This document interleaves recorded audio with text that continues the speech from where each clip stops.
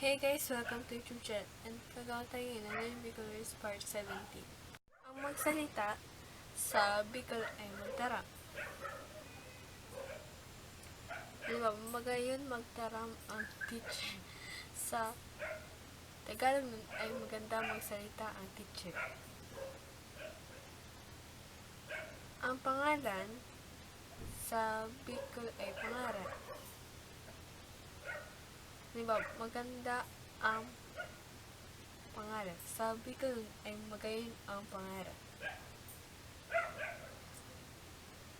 Ang good morning sa Bicol ay maray na aga.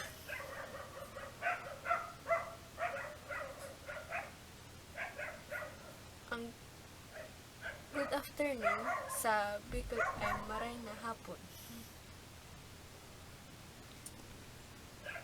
Ang maray na banggi sa Tagalog ay magandang gabi.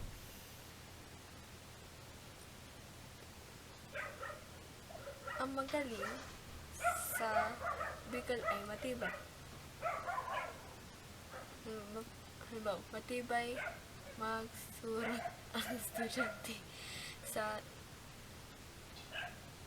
Tagalog ay magaling magsulat ang estudyante.